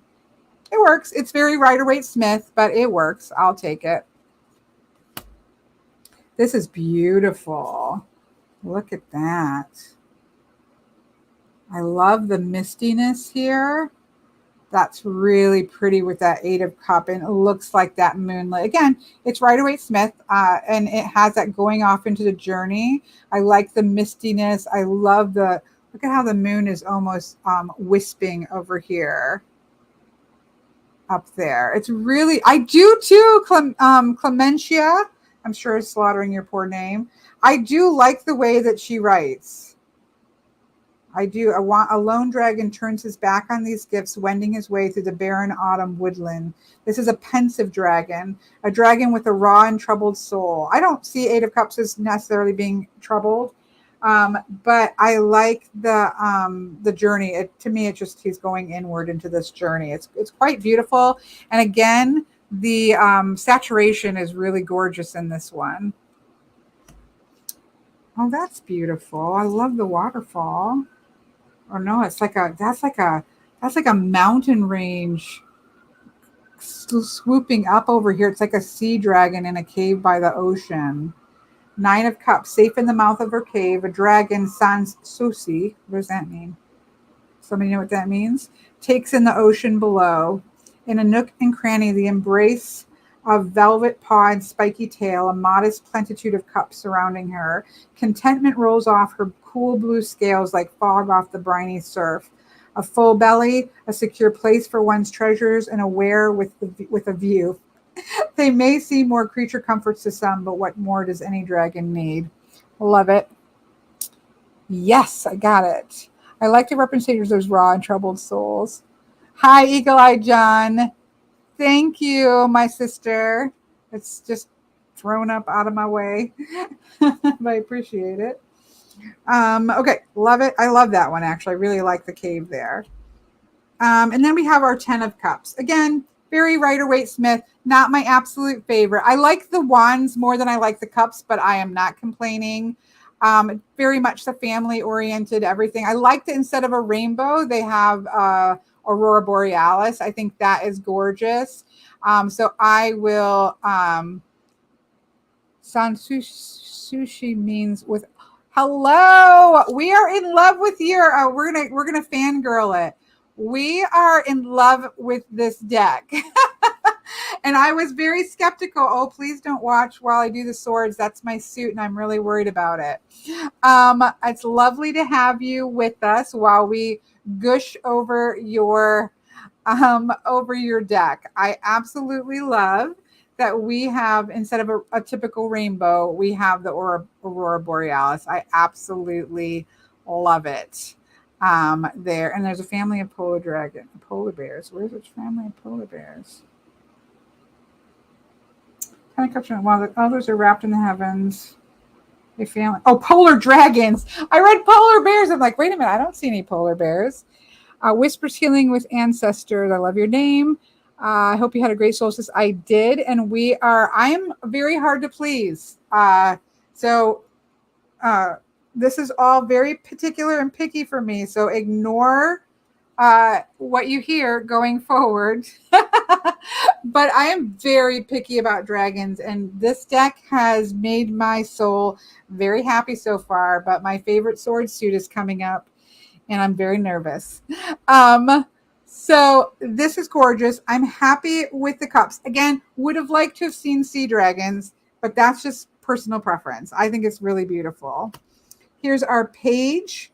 Love, love, love the like heron in the background. Youthful dragons. I love the reflection here for the Page of Cups. Again, all the pages are about youthful learning energy. And in this case, the water is a suit of our inner world, right? It's a suit of our personal power, inner landscape. So he's looking inward. I love that. Just as the fire one was blowing outward. Love it, love it, love it. Curated shelf says, I like it can be any. Oh, in the 10 of Cups. Yes, right. There's no genders here, right? Which is great. That works really good.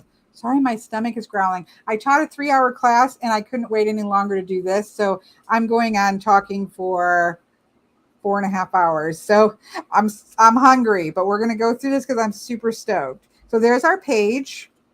Again, I'm super stoked about the knights that don't have anybody riding on them. I love this. We were very worried about anthropomorphized or even just dragons that are in service of humans. That would not have worked for me, and this deck has not been that way.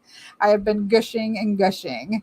But these, I love the knights of cups are the most like the Holy Grail knights that are, kind of in service. And so this works beautifully, beautifully. I'm so stoked. I can't tell you. These court cards are really powerful. I'm super stoked by um, the fire queen and king, and I feel like these look just as powerful. There isn't that kind of youthful look that we sometimes get in courts. They seem like they're powerful. So I am loving this nesting sort of over the water here, and then more of a Polynesian islandy feel watery king dragon. So I'm really happy with the court cards so far. They've been quite powerful. And again, I'm saving, if you've been watching, I'm saving the aces out because aces for me are powerful like majors. And I love the iconic look of them. I think they're going to stand out beautifully. And they have a very elemental energy to them. So we can look at them all together. Okay. Again, remember my camera is dulling down the color. They're much more vibrant there. We're moving on to Pentacles. Oh, I got to wait a whole nother one for my sword suit. I'm just so worried about the sword suit. Okay, let me get back to where we are. Let me compliment, since we did have, at least for a moment, the creator of the deck. I have absolutely been loving your guidebook, and I don't always love guidebooks. It has a very dramatic flair to it that feels powerful, and I've enjoyed it greatly. Sandra says, this will be my first dragon deck. The others didn't portray my feelings of dragon energy. Yes. Hear you, hear you, hear you. Again, Rider-Waite-Smith, Rider-Waite-Smith is not my landing spot. But I like this because it almost feels like they're magically balancing, but they're very connected to the earth. And I particularly like this. I'm glad we don't have any clownish juggling going on. This feels more like magic, right? With the snake winding around the two pentacles. So I quite love that. We have the nod with the ship in the background, but it doesn't interfere with the power, I think, of the card. So there's our two. Here's our three. Again, threes we generally see working together with others as you're crafting your trade, honing your trade. And then we see the mastery of that in the eight.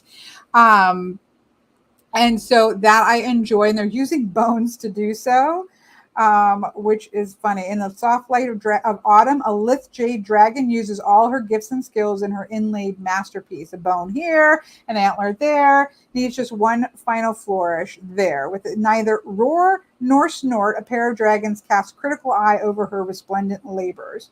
They know better than to interrupt the artist at their work. They're just there to support. But it is that idea of learning and being an apprentice there that we have. Again, love the vibrant green jade dragons in that. Oh, that's gorgeous. I really, really wish that you could see the artist's use of skies. Mine, again, is muting it. But I would say if you get this deck, pay attention to the skies. Look at the trees in the background there, and look at the cave down here. This is beautiful. Again, I don't often like Four of Pentacles. Oh, I like that, Elle. The bones for the ancestors. Gorgeous. Hello, Mindy. Oh, using your muggle name. Hello, hello, hello. We're gushing over dragons that have not disappointed me thus far. We aren't to the swords yet, but I am super stoked. Again, some people hate these kinds of videos of mine when I'm super stoked, but I'm sorry, I'm super stoked. This is gorgeous. I often do not like fours in Rider-Waite-Smith tradition because A, they look the board, B, they look greedy. I cannot stand the Four of Pentacles in the Rider-Waite-Smith. This is really powerful. This is a time to stay inward. This is a time to keep your resources inward. It's not, to me, about greediness. This could easily have been a dragon on its hoard, and this doesn't feel like this. This feels like, look, this is a time to keep your resources close at hand. It's absolutely beautiful. Absolutely beautiful. Farhat Solhan is the artist, and absolutely gorgeous artwork. Love it. Oh my goodness. Look at this one. It's a forest fire. And look, okay, let's look up here. This again, Llewellyn books are wonderful because we get these full-size images. Look at that. The five comes in and shakes things up, and there's that disconnection, but you're not alone. Look at the dragon, looks like it's been injured. It's down on the, look at that. The fox and the stag, the eagle's flying out. It's this disconnection and the shakeup, but they're not alone. Look at, like, the wings look like they've been burnt. That's really beautiful. That is a beautiful Five of Pentacles. Desecration is the watchword of the Five of Pentacles. Through a skeletal forest, war ravaged and broken, two desolate, hollow-eyed dragons with wings so battered they are unable to take to the skies escape on foot. This is a landscape from the dark times, full of devastation, homelessness, and loss, not of draconic making. They are not the forest's only refugees. Deer, fox, and eagle flee at the dragon's side. The land has been home to them all, and now they are driven out by the mad greed of humans. It's gorgeous. Of course, it could also be a forest fire. It could be anything. So it works. It's gorgeous. Absolutely gorgeous. Look at the bears. So far in the minors, the wands were by far my favorite between the wands and the water that we've seen. This pentacle suit is super powerful. I love the strong presence of animals here. It's harvest time. They're working together because the Six of Pentacles is about an exchange of energy, which I really love. And we do have, again, the Rider-Waite-Smith of giving to the poor, so to speak. But I love that the nature is working together here, and it's gorgeous. I love this deck. I am super stoked. Winter will be long and hard, and they have cubs to care for. The dragon understands this, does what he can, because he's the apex hunter in these woods. His stomach is full. He does not mind sharing, especially with those in need. So you got that Rider-Waite-Smith there, but to me, this is the nature working together, which is my Six of Pentacles, and it works really good. This was clearly a highly conceptualized deck and very smart. I agree. It feels like it was all set intentionally. Agreed. I know. I'm the same way, Bone Whisperer. I'm excited for the swords, but I'm super nervous. Can I work with the Three of Swords, and can I work with the Ten of Swords? That's the question. That's the big question. Is it going to kill it, or can I just work around that right away? Oh, wow. Look at that. Powerful Seven of Pentacles. Look at that. Patience, my friend. That is gorgeous. Look at the mountains. This artist is really phenomenal. Look at the muscles in the arms and the back. I know Pentacles, wands were my favorite, but I don't know. I think Pentacles may be my favorite so far too.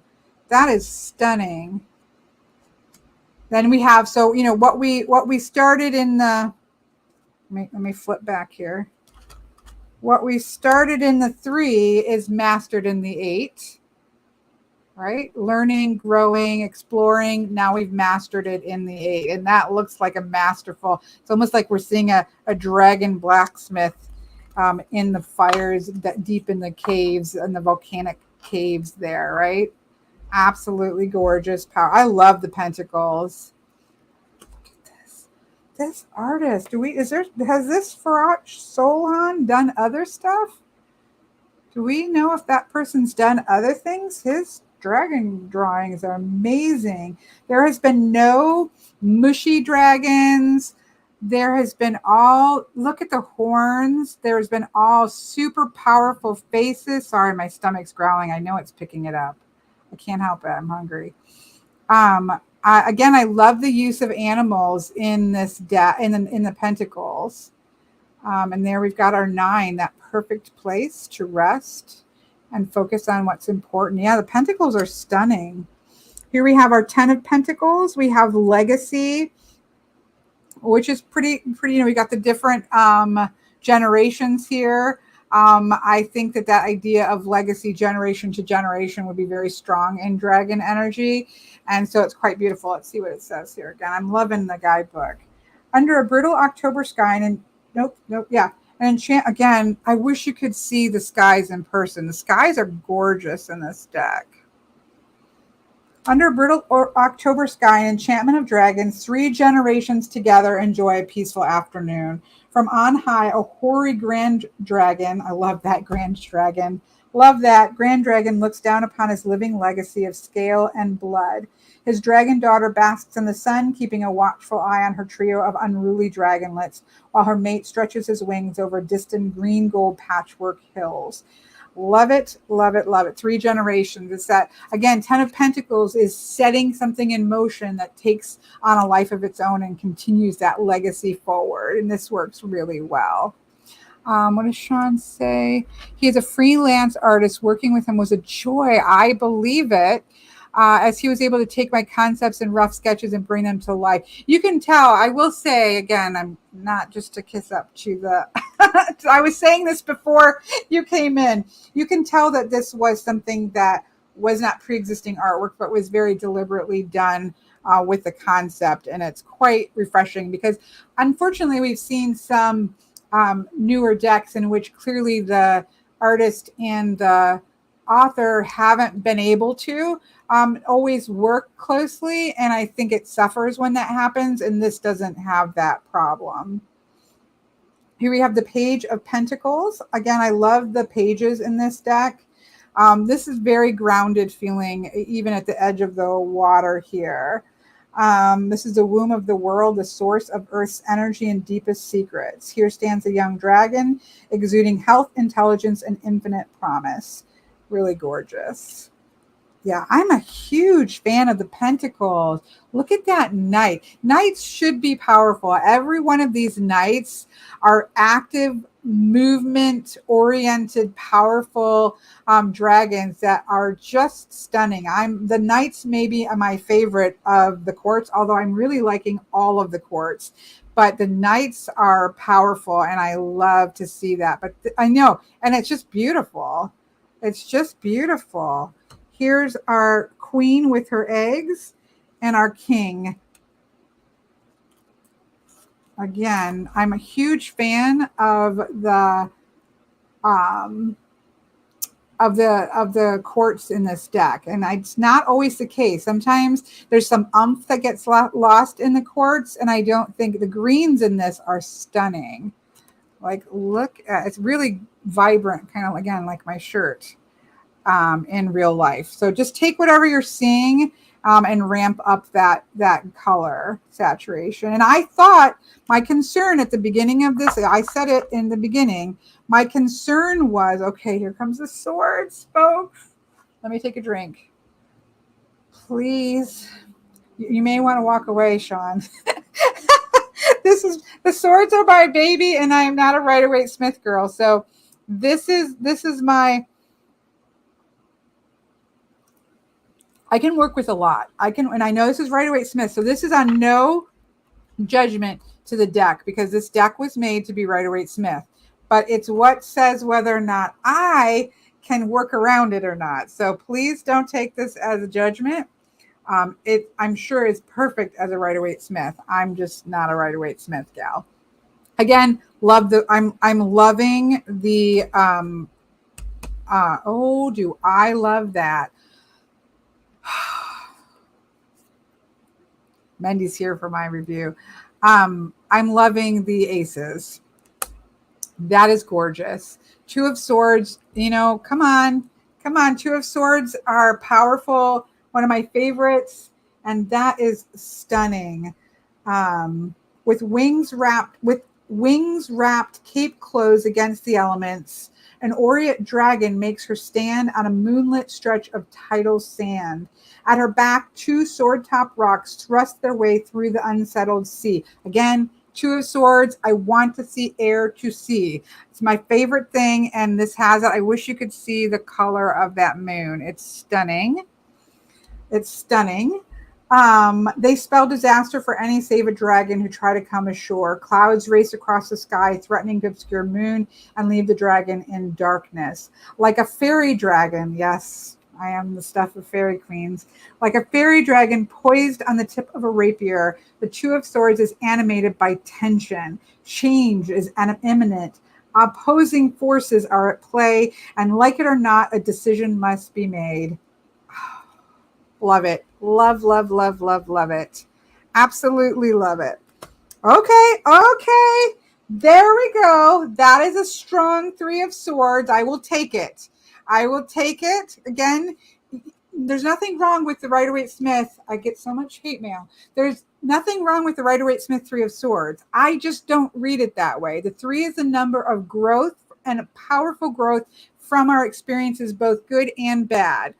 This looks like powerful growth, right? This is like, I'm taking it. Like I'm taking the good, the bad, and the ugly, and I am stronger because of it. That's a power. This reminds me of the Three of Swords in the what is that called? The Litha, Children of Litha Tarot, where it's a swan with her wings back, and she's so powerful. That is the second only Three of Swords that I've seen that have had that power of, look, I will rip the heart out of these experiences and I will grow from it. Okay, we're through one. We're through one card with a huge win. I wish you could again see. Oh, I'm sorry. I will read. I just had to see for myself if I could go it. And that's powerful. Absolutely love it. Whose heart is that? I don't know if it says. The Three of Swords is a card crying with naked pain and loss. For me, it's strength. See, again, I'm good with it. This is Three of Swords from the Rider-Waite-Smith. But what I see is power from experience. So it 100 times works for me. We have almost passed. We passed one of the hard ones for me. Now we have to make it through the 10. It does not say, because I don't think it matters, right? It's gonna matter to you who's reading it.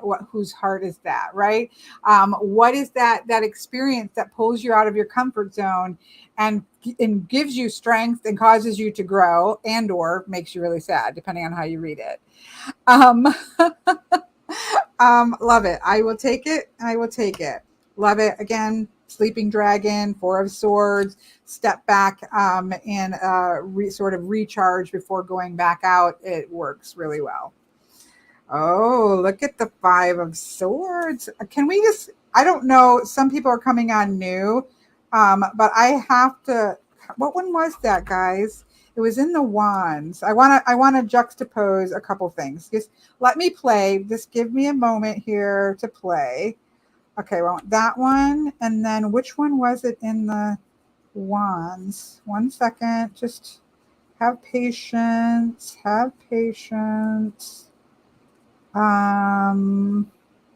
Which one was it? Oh, no, I don't remember now. Where the knight is dangling, the dragon is dangling the knight. Which one was it? If somebody remembers, let me know. Or if Sean is still, I should say, Miss Mackenzie. I'm sorry. I don't mean to be overly familiar. Oh, here it is. Here it is. I got it. Six of Wands. Okay, I want to juxtapose these. Yeah, the knight being thrown out like lice. Exactly. Here we have the Strength card. Stunning. Absolutely love this. This, one of my favorites. Like, no, be gone, you silly human, right? This is really powerful, right? Because the 5 is a shakeup of the intent of, it's the shakeup of the way you think things are going to be, right? It's about the mind being shaken up. This dragon went forth to conquer the dragon. It didn't turn out that way. And now they have to figure out a way to change their way of thinking, that this is not the way it's going to go. And now they have conceded that. So that shows a change in thinking. Again, I'm not saying this is how it was written for Rider-Waite-Smith, but for me, this is a really cool depiction of the Five of Swords. But especially, I love these different interactions with the human element, because I was really afraid of how the human element was going to come into this deck. And I like that there is that empowering together. There is that no, move on, little peon. And then there is that concession to something that is greater than you are. So that's really beautiful, juxtaposing those cards together. Okay. Now, I'm going to say, in all truthfulness, while I said that I didn't want anybody flying on dragons, I wish there was me flying on this dragon. If there would have been a redheaded woman flying on this dragon, that would have been perfection. But this is really beautiful, right? Because we often do see that ferrying energy. We still have the ship that we often see in the Six of Swords. Six of Swords is actually one of my favorites images. In the Rider-Waite-Smith, I love the Six of Swords images. And I also look to the Five of Pentacles. And this Five of Pentacles in this deck was so powerful, right? So let's pull that back. Look at that Five of Pentacles. Those are the cards that I actually love the portrayals of in the Rider-Waite-Smith, and I always look to those. So both of these win for me. The only way this could be better if a depiction of my Fae self in all her redhead streaming glory was on the back of this dragon. That would be the only thing that would make it better. But that's just me, right? What did Elle say? Can we have a Tales class on dragons? Yes, I think we should, for sure. You know how I feel about dragons. Okay. Where are we at? With sail unfurled, the dragon ship makes its way through a fjord into the open sea. Six swords stand embedded in her deck. It's been a long winter with lowland forest stripped bare and mountain heights deep blanket. Again, look at, if you get, oh my goodness. I love that. Okay, let's again, if you get this deck, keep your eye on the skies. His skies are stunning. Sorry, I got sidetracked by seeing that Eight of Swords behind. I can't unsee it. There's been hunger and hardship all wish to forget. Still the year turns and even the harshest winter fades. The first green blush of spring beckons out beyond the horizon. It's beautiful. I also like that. Oh, what did I do? Wait, I did something wrong. There we go. I skipped two. Sorry, folks. There we go. I like that this isn't necessarily embedded with war, because again, swords are not about war necessarily. They are about the mind. And so I do like this. I like the depiction there in the guidebook and on the deck. Breathe, Kelly, breathe. Okay, here we have the Seven of Swords. This one looks more like it's trying to steal the, let's look here. Again, my eyesight's not great. Yeah, it's like a young one is coming in to steal this from an old one. Not very smart, right? Which is cute. For me, Sevens of Swords were the hardest when I learned Rider-Waite-Smith after I have done this or read tarot my own way for a long time, because I don't see sevens for me are stability. First there's stability, and from that stability is growth, right? And so anytime we see stealing dragons, for me it's like we don't know the whole picture. Is this dragon hungry and starving? Is this dragon playing a prank? We don't know the whole story. So for me, the answer to the Seven of Swords is to go deeper, figure out what's going on before you have a reaction, right? So this dragon may have a reaction to this youngling stealing from them. As it wakes up, it needs to pause and not react off of the information it's getting, but it needs to understand could be going on. It could be a hungry little dragon. So again, this works for me in the way that I read the Seven of Swords as much as it works for the Rider-Waite-Smith version. So I'm a fan of that. I know. I hope she's healing well, Miss Mendy. I know that it went well, but I hope she's continuing to heal well. Again, this is gorgeous, right? Eight of Swords. But truthfully, this dragon is not going to have any issue getting out of this. So I don't read it as trapped, oppressed, and powerless. Again, I understand that that's the Rider-Waite Smith, but understanding that you're trapping it by your own mind, right? And so that energy that this dragon, should she choose to, can burst out of those bonds and rise upward works really beautiful. I love the flowers here. I love the swords and the world. It's almost like the world is also going against you. So don't contribute to that, because that's really what the Eight of Swords is about. There already is enough to trip you up in the world. Don't you also trip yourself up. You've got this. You got horns. You got claws. You got swords in front of you. There's no reason that you can't break through this and get yourself out. You just got to stop and assess, because that's what the swords are about. Stop, see more clearly, assess, and take care of the situation. I love it. It's gorgeous. Nine of Swords, that's pretty cool. I'll take that. That's pretty cool. Nine of Swords is the nightmare card for Rider-Waite Smith. Again, swords are my hardest problem with Rider-Waite Smith, just because of how I read. For me, the nines are not about nightmares only. They can be. All of the nines have the power to be overwhelming. And so, of course, in the nines of the mind, our mind has the power to exaggerate things. And so it paralyzes us by it. Good energy and bad energy comes from the Nine of Swords. But if we let it be exaggerated and display our fears on the wall, we're going to be paralyzed and we're not going to go anywhere. This works really well. Even though we've seen all these dragons being like, no, you can't conquer us. If a young dragon becomes overwhelmed by the stories of knights that are coming forward to attack them, instead of growing into the full power of its being, it's going to be paralyzed by that. So that works for me. I don't usually have a problem with Nine of Swords. Again, I don't think it's all negative. If you utilize the energy of the Nine of Swords, it gives you the way out. But this works really well. I love it. Okay, here's okay.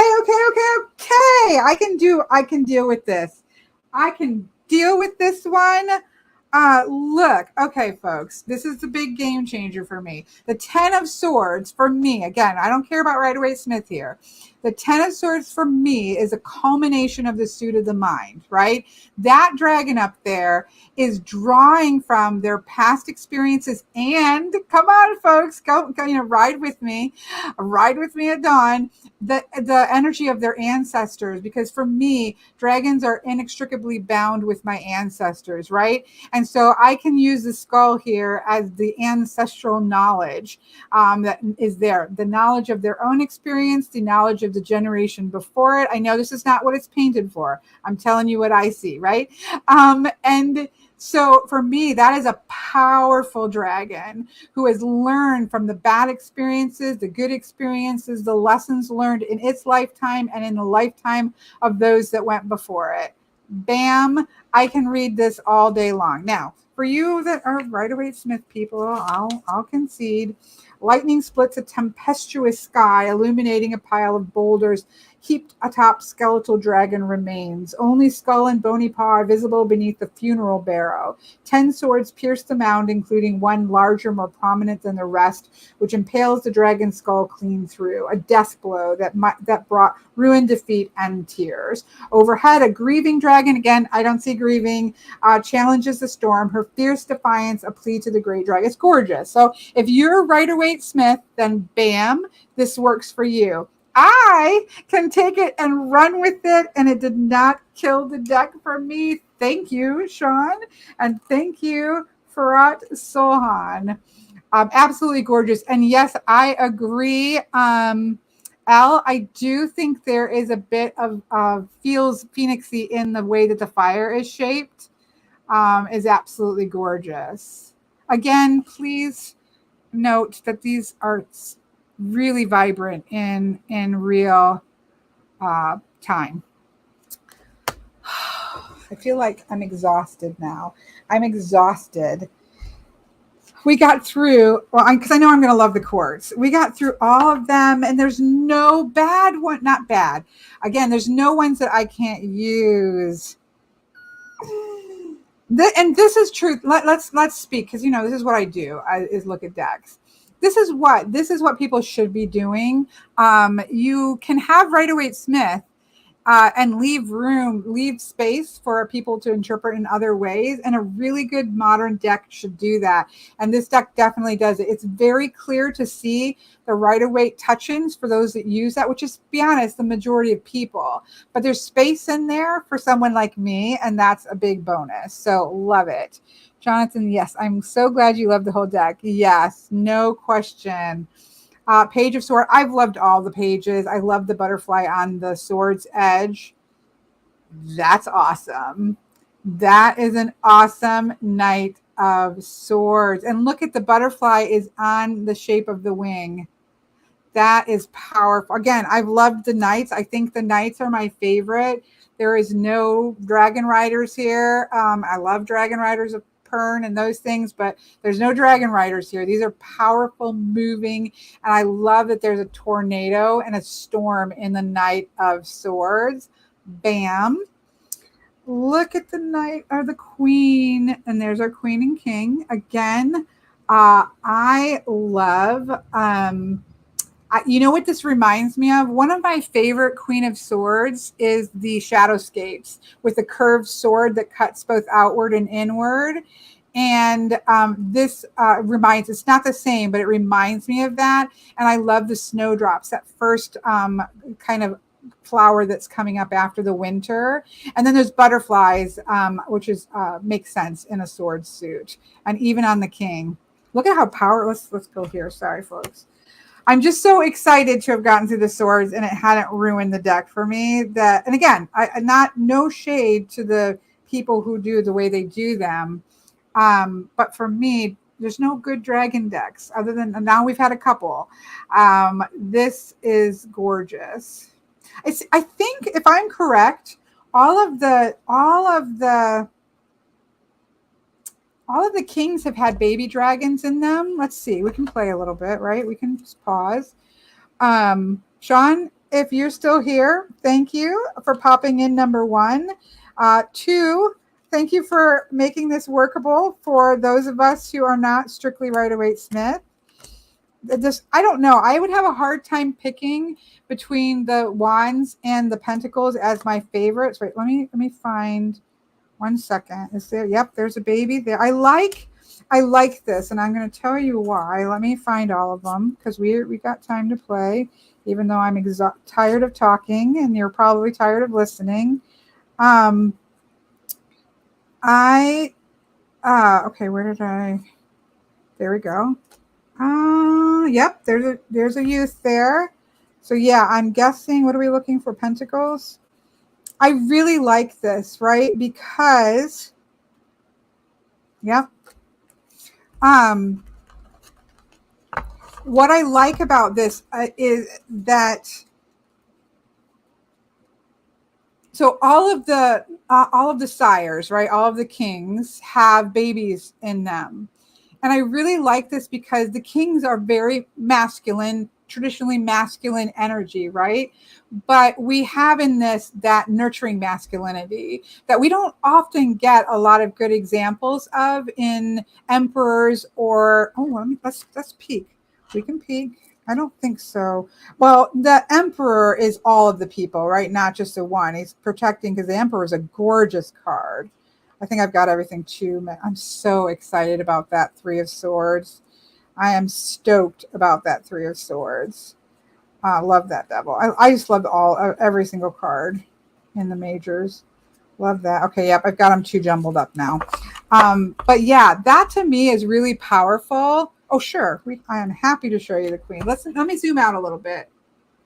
Let's zoom out a little bit here. And let's lay them out too so we can see. Okay, sorry. And again, I don't know. I'm trying to picture. I don't think we have kids in Rider-Waite-Smith. All the kings. I think we sometimes see it in the King of Pentacles. But I really like that because, again, I feel like it shows the power of the nurturing masculine, which should be there, right? Men are as nurturing as women are. And kings are nurturing as well. And I really, really like that. I think we need more of that. So that is, to me, a huge plus. Again, this pentacle suit is phenomenal. Absolutely phenomenal. It's probably my favorite pentacle suit of all time. I think I can safely say that. What am I doing?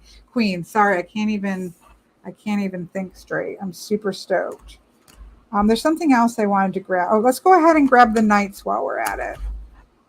Because I'm loving the knights here too. We're just playing, folks. We're just playing.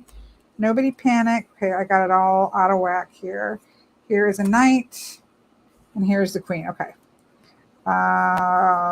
Okay. Pentacles, gorgeous. Like I'm telling you, some of the most gorgeous cards are in the Pentacles. That's no shade to the other ones, but that Pentacle, I think that might have to be my favorite, even over the Wands. What am I doing? I'm trying to get back on track. Let's pull. I've got things all whopper jawed. Let me get the majors out. Majors. There we go. Okay, let's find. We need the Wands. Oh yeah, I am all jumbled. Sorry, folks. We may not be able to as quick. Oh, there. I wanted the. I don't know why I put those away. Hold the line. Hold the line. We'll find them. Here's the beautiful Knight of Swords. Where's the swords? Swords are over there.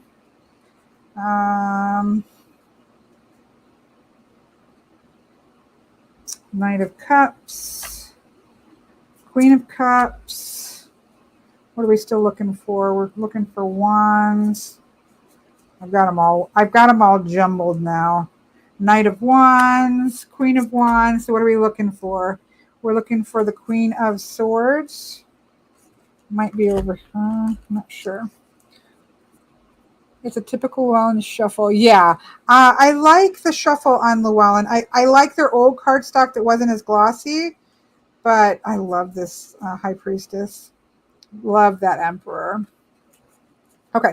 We're not going to go back over them. We already did. I'm just looking for the Queen of Swords. 1 second. Then I'll shuffle them after we're done playing.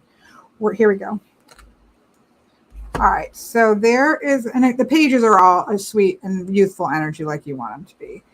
But these knights, super powerful. We've got eggs in the queens, and then we have the babies in the knight, or the king, sorry, the sires. Really gorgeous. Really, really love the courts. No skimping on the court, which sometimes we see. I'm not sure why that is. Why sometimes it seems like we get to the courts and they're kind of like, I'll just throw XYZ in there. But the courts are really powerful. Okay, let's give it a shuffle. Yeah, a power, definitely for me, ancestry, because I work with dragons as ancestral energy. Oh yeah, I mean, again, I know that I like Llewellyn's cardstock. I wish it was slightly less shiny, but other than that, it shuffles really well. I don't know, guys. I was going to, do it in like a dark blue or a black, but do you see that? I really like the pops of white in the back with the white sides. I don't know that I'm actually going to color this. The edges. And again, in terms of the guidebook, love the guidebook. I like that it addresses the artwork that we're seeing and what it could entail. And what the different things mean and why it's there. It makes you know that it's done intentionally. I love the language of the guidebook. It has a very dragon-esque, if you read it out loud, it's fun to read out loud. Yeah, it's I'm pleased with the whole shebang. No complaints here. I cannot believe it. Because I'm picky. I'm sorry. I'm very picky about dragons. I've not yet met one. Silver, I could see, yeah.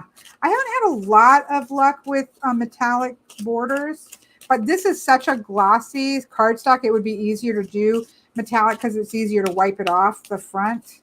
So I wouldn't want it getting onto the face.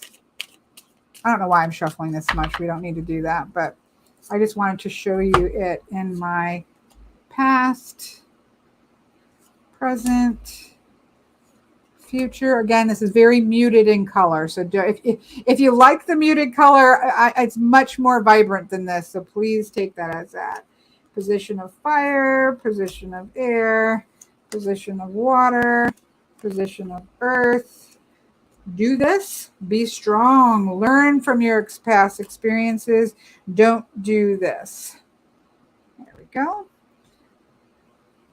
Absolutely gorgeous. Very vibrant, very beautiful. It's not causing a glare in the recording. It causes a glare looking at it, but it doesn't cause a glare in the recording, which for a professional reader who records her readings, that's really important.